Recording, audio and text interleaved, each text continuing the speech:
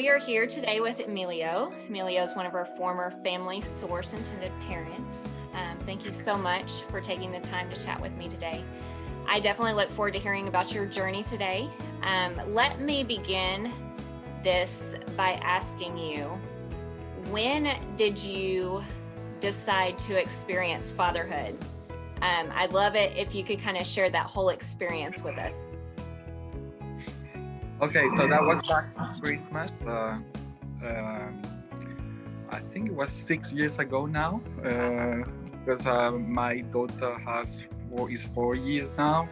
Plus, it took about 2 years to complete the whole process. So that was in Christmas in my parents' house.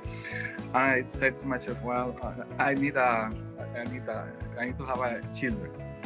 So I started from there, and it was quite fast actually. So I got in touch with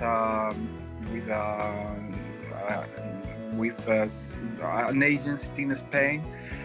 At that agency, got in touch with you, FSC, and that from there everything went very smoothly, and it was not as fast as I would have wanted, because it took 2 years to have Marina, but it was very good. We have also a little boy whose name is Rodrigo, and we did with the same surrogate, Amy.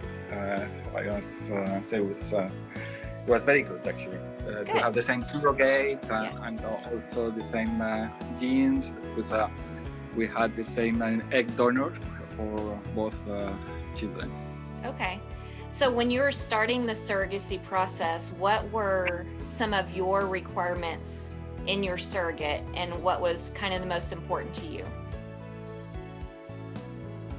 I was not very exigent, to be honest, because I wanted badly to have the children as fast as possible, because I'm 55 years old, so I was 49 when I started the process, and I said to myself, I need to do that before I turn 50. So my requirements were not very high requirements at all, but it turned that everything went very well, and I'm fine. So. Well, good. Do you and your surrogate Amy still communicate? Of course. We have daily communications. As I said, but there were 2 children. There were 2 of them born in Amarillo, in Texas, and we are very attached to Texas and to the city, and also to Amy. Amy has moved now to Lubbock now, but we're still in touch on a daily basis. Oh, I love that. I love that you'll still keep in touch. That's so special. Not only just during the journey, but continuing on. It really is a special thing. Since you do live out of the country, how involved were you during the pregnancy, and how often during the pregnancy did you get to communicate? Again, I mean, when during the pregnancy, we communicate every day, and sometimes a number of times during the day. So it was very intensive, and we followed that with my partner Ismael very closely. Although we were not physically present, we were present for the first medical appointments, but for the second pregnancy we were not. But we were present on a daily basis, again by chat and by calls. So yes, was so Amy was kind of supported. I mean, because it's hard to be pregnant, I think. Yes, it is. To go through all these procedures. So I mean, yes, and she was demanding, and we were also responding. So that was good. Sure. How did Family Source make that whole experience be easy for you? Since you were in another country and Amy was here in the States. Yes, I mean, I think the major contribution of the FSC was obviously to look to find Amy, because we had yes, that's why our procedure took the first time 2 years, because the first surrogate didn't work well, but that was from medical point of view. So you found the first surrogate, and as the doctor said that it wouldn't work out with her from the medical point of view, you looked for the second surrogate, Amy. So that was your major contribution on the process.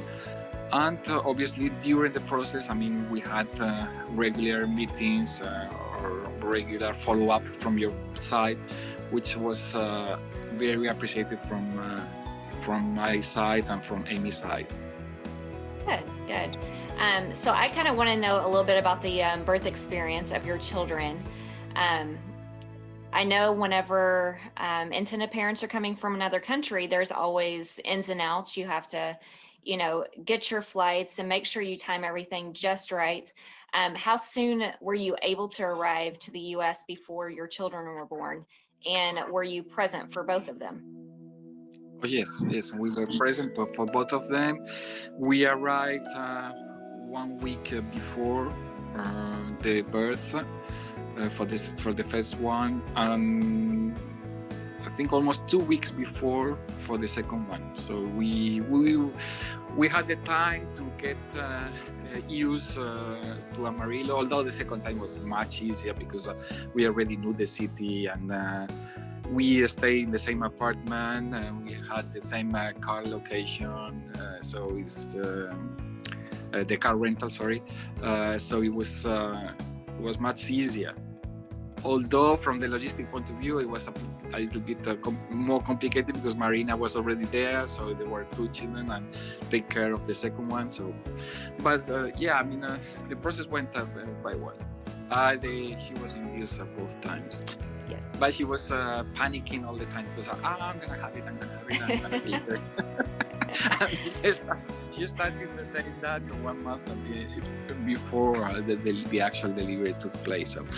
So yeah, I mean, she wanted us to be present in the delivery, and I think it's the right thing to do. I mean, it's not the same that you are not physically present and you see the delivery rather than you arrive later. I mean, it's important for the baby to be that you are there, that you are, because it's a difficult moment for the baby too. Huh? It is, yes, I agree. What is it like now being a proud father of 2, not only the happiness your children have brought to you, but also the rest of your family? It's I'm not going to tell you that is easy, because it's not. Sure.